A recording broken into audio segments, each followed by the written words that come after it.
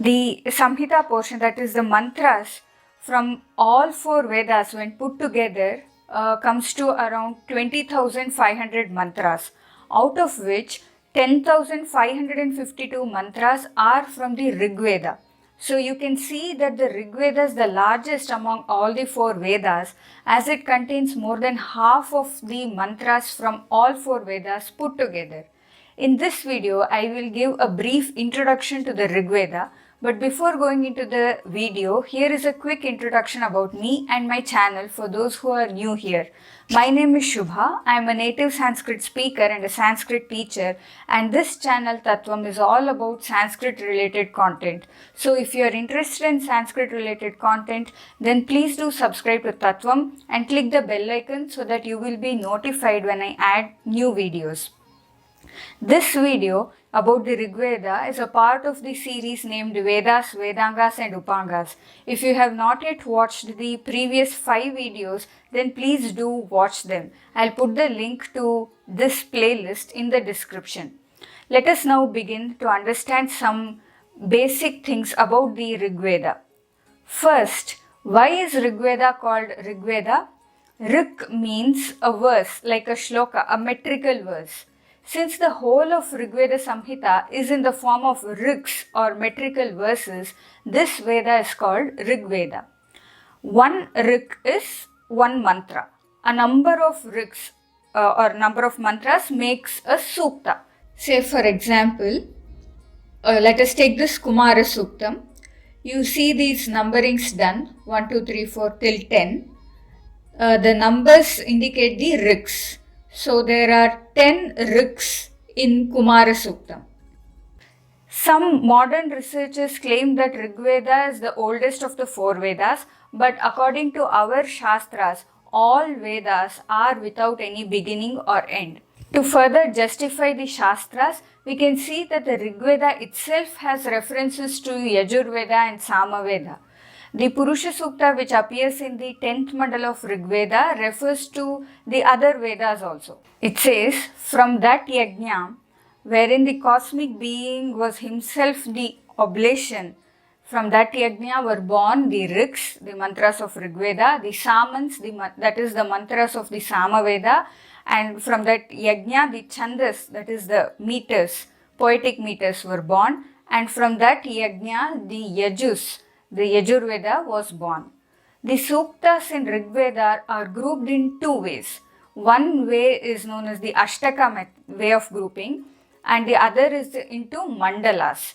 I will quickly tell about both the methods of grouping. First, let us see the Ashtaka way. Here the grouping is on the basis of Ashtakam, Adhyayaha and Vargaha. One Vargaha is a group of 5 or 6 mantras or rigs. A few Vargas make an Adhyaya and 8 Adhyayas make an Ashtaka.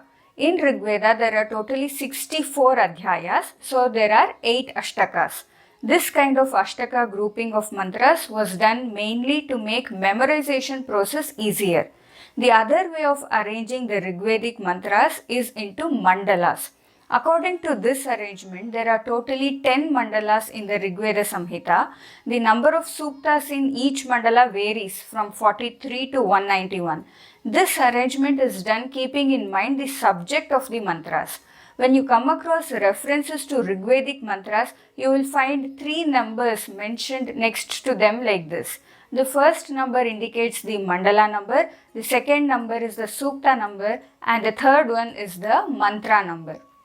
Since the Rigveda is divided into 10 mandalas, another name for Rigveda is Dashatagi. Out of the 10 mandalas in the Rigveda, mandalas 2 to 8 are called Kula mandalas because the mantras in each mandala, in each of these mandalas is given by rishis belonging to the same kulam. Kulam means a clan, so these rishis can be blood relatives, they may also be the students of the same guru. The second mandala contains mantras given by the rishis belonging to the clan of Gritsamada. Third, by the clan of Vishwamitra. The famous and most powerful mantra, the Gayatri mantra, appears in the third mandala as it was given to us by Rishi Vishwamitra himself. Fourth mandala is by the kulam of Rishi Vamadeva. Fifth mandala by the kulam of Rishi Atri. Sixth mandala by Rishi Bharadwaja's clan. And seventh by Rishi Vasishtha's clan. The famous Mahamrityunjaya mantra Om Triambakam Yajamahe appears in this seventh mandala. The eighth mandala is by Rishi Kanva's clan. As mentioned before, Rigveda has 10,552 mantras. A few mantras put together makes a sukta. There are 1028 suktas in Rigveda, out of which some were revealed to women seers called Rishikas. As many as 21 names of Rishikas are found in the Rigveda. For example, this sukta, which is the 125th sukta in the 10th mandalam, was given to us by a Rishika named Vaghambrini. Here are some interesting suktas that we find in the Rigveda. There is a sukta named Manduka Suktam. In Sanskrit, Mandukaha means a frog. So this is a set of mantras in praise of frogs. It is said that Rishi Vasishtha recited the sukta for procuring rains, and when the frogs croaked in approval, Rishi Vasishtha felt very grateful and the mantras of Manduka Sukta came to him. This suktam is very interesting. It describes the various colors of the frogs, the various sounds that they make, and also praise to the frogs to grant riches and long life. This suktam is in the 10th mandala and is the 103rd suktam there. Another interesting suktam that I have come across is the Aksha Suktam. Aksha means a gambler's dice. This suktam says how a person, due to his fascination for gambling, loses everything, that includes wife, parents, siblings, and of course money and other possessions. And the last mantra of this suktam advises not to gamble. The mantra is like this. It says, do not play with the dice. Till the land. Be happy with the money you have, thinking that to be highly worthy. O gambler, Kitava means a gambler. There are your cows. There is your wife. Jaya means wife. The god Savitri has advised me. There are many more interesting suktas in the Rigveda. In the 10th mandala, there is the very popular Purusha Suktam.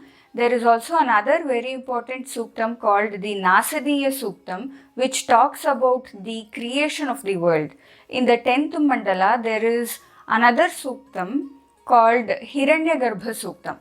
The gist of this suktam is that the Hiranyagarbha, meaning the golden egg, was the Supreme Lord who was the cause of the world, and from him the world of movable and immovable evolved. That is it for this video. I hope you found this video interesting and also useful. If you did, then please do share it with your family and friends, and also please do give a like by clicking the like button, and also let me know in the comments if you liked this video and what else you want to know. And finally, if you haven't yet subscribed, please do subscribe and click the bell icon so that you will be notified when I add my next videos. Agrima video madhye punar milami. Namo Namaha.